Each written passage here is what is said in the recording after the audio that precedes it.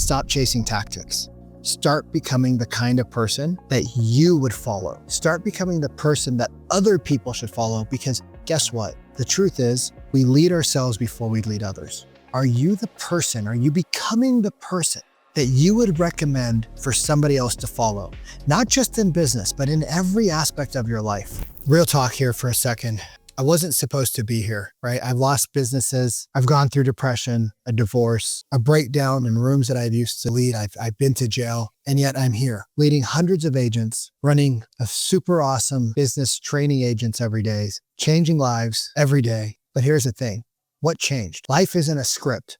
It wasn't some new CRM. It was me. I had to make the shift. Most agents are addicted to surface level problems, which creates that breakdown, that burnout, right? That feeling of despair that so many of us feel every day. They think if I get better follow-up, if I work harder, if I have more leads, if I just had the right system, if I had figured out the AI to talk to people via text message, right? But the truth is that you don't have a strategy problem, you have an identity problem. Because if deep down you don't believe you deserve this success like I felt, you'll always find a way to sabotage it. You'll find a way to pick the wrong person to marry.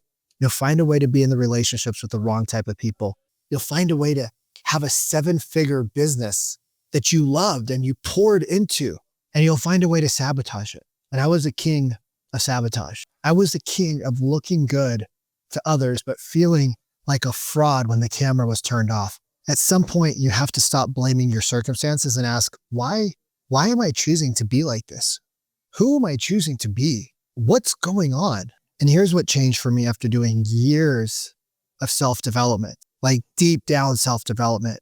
I went to Tony Robbins and I spent $150,000 and I went to all of his courses multiple times in 1 year. But even when I was there and I was making a lot of money, I didn't believe I belonged. I paid the money to be there. I still felt like an imposter. I had the great girlfriend, right? Felt like I didn't deserve her. Sabotaged that. And through years and years of growth and reflection and looking at myself, here's what's changed. I stopped trying to feel confident and I started behaving and feeling like someone who deserved to win. And I think for me, the exact shift I made came down to 3 things. One was radical responsibility. I could no longer blame my parents. I could no longer blame being young. I could no longer blame being broken on somebody else. If I was broken, who was going to be there to fix it? It was me. Everything was me. Extreme ownership, my responsibility. If my business is broken, whose fault is it? It's mine. I know that. If the leads aren't converting, whose fault is it? It's mine. I know that. If the sales team's not selling, whose fault is it? It was mine. I knew that. If the TC missed one signature that cost us $60,000, whose fault was it? Mine. And I know that. But when it came to myself, I didn't know that. And I felt that I could blame my parents. I could blame others. I felt like I could continuously blame other people. But at the end of the day, it was me that was responsible for feeling broken because my parents did the best that they could. And without them, I wouldn't be who I was today. So clearly, I feel they did a great job.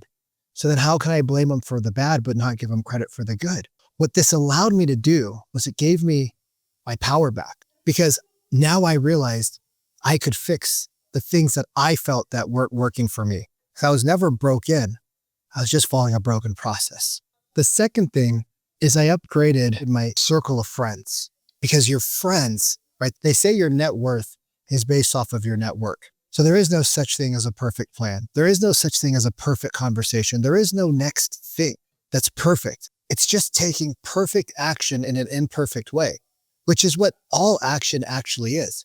We just think because we had a good result with one thing and we had a bad result with another thing, that everything has to be a certain way. And that's not true. And when I upgraded my friend group, when I upgraded the people I hang out with, right? When I started to join these higher end masterminds, when I started to be around people who had done work like this on themselves before, I realized that I needed momentum over motivation. I realized that I needed to start taking little actionable steps every day to keep that momentum and keep my word to myself. Because as I started to keep my word to myself in all aspects of life, I realized that step number 3 was my daily non-negotiables, right? So wake up when your alarm goes off or prior to it. Look, y'all, if you're waking up at 8 o'clock because you're hitting snooze 36 times, Set your alarm for 8 o'clock and wake up at 8 o'clock for 10 days and be a person that wakes up when your alarm goes off. Now you built that into your psyche. You want to wake up earlier? Start at 7:30. Do that for 14 days. Okay, wow, I did that for 24 days. I am the person who wakes up when my alarm goes off. Bump it to 7, 20 days. Bump it to 6, 15 days. And what happens is your brain says, oh, this is a non-negotiable. Oh yeah, he's the guy, she's the guy that does this. The second non-negotiable is, I believe that health and wealth are super intertwined, but I believe that when we move our body, we move energy. And what we put into our body allows us to have that mental clarity and the energy. So I really started to clean up my diet, right? Now, did I cut alcohol out completely? Can I say that I've completely eliminated alcohol from my life, which is one of the big challenges that I've had? No, but I've gotten a lot better. After my last girlfriend and I broke up, I decided that I wasn't going to date for 6 months. And during that 6 months, I was going to go to therapy. And at 42 years old, I was going to actually figure out why I kept sabotaging great relationships with great people who she made me actually promise her when we broke up that if she meant anything to me, that for 6 months I would work with my therapist. Because she says, when you're around him, you're just a better person. And we're going on almost a year now. And I still work with Jeremy. Went from twice a week when we first broke up to once a week to now it's twice a month. But I still work with him, right? Because who we put into our lives matter. And when I started to clean up my diet, I started to clean up my daily activities, my morning routine, my afternoon routine. I started cycling more, right? I got addicted to cycling. Why? Because when I cycled, it gave me a purpose to wake up in the morning. And I had a great friend, still have him, Derek, who we got to talk about life every morning. A daily non-negotiable for me is, am I always trying to reflect on being better and nicer to people? Because I realize that when I'm mean to other people, it's because I'm being mean to myself. And there's a difference between holding somebody accountable and just trying to roast somebody. And I learned that these things, right, these non-negotiables were the habits that were going to make me feel better. And let me tell you, it's been hard doing 75 hard ice baths. People say, why do you do it? Well, because the alternative is an unfulfilled life. And I know the way that I behaved in the past. I need these hard challenges to keep my brain from going down a path of destruction. So I wake up in the morning, I say, hey, did you do your ice bath? Yes, you did. Why? Because you're a person worth doing hard things with. And so here's my challenge to you. Stop chasing tactics. Start becoming the kind of person that you would follow. Start becoming the person that other people should follow, because guess what? The truth is, we lead ourselves before we lead others. Are you the person, are you becoming the person that you would recommend for somebody else to follow? Not just in business, but in every aspect of your life. Are you binge watching stuff you shouldn't watch? Come on, gentlemen, ladies, guilty of it. Are you eating late night snacks that you know you shouldn't eat? Guilty of it. And typically what I find is that it takes about 1 to 3 minutes for that craving to go away. One of my cravings, because if you all know me, I love chocolate. But right now I weigh 200 pounds because I got bulging disc and some sciatic shit and whatever. So I weigh 200 pounds from 180 a year ago. Depression, also, breaking up with my girl. So I'd eat chocolate and I'd be like, oh, well, I don't eat any sugar throughout the day. So at night I'd binge on like a whole chocolate bar. Well, guess what? The weight stacks up pretty quick. That's okay, because I reflected on why I was doing it. Now, when I have that craving, I just go get this organic honey. I put a little bit of hot water, right? I have to boil the hot water. So that takes time.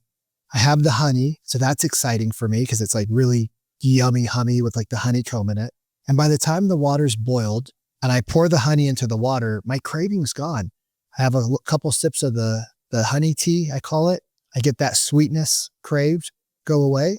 And I go to sleep and I'm like, oh my God, you did it. Because all we have to do is worry about one moment at a time. So what standards have you been avoiding? Who do you need to change in your surroundings? Because at the end of the day, you don't need more tools, you need better standards. So if this hit home, that means there's something inside of you that's ready for more.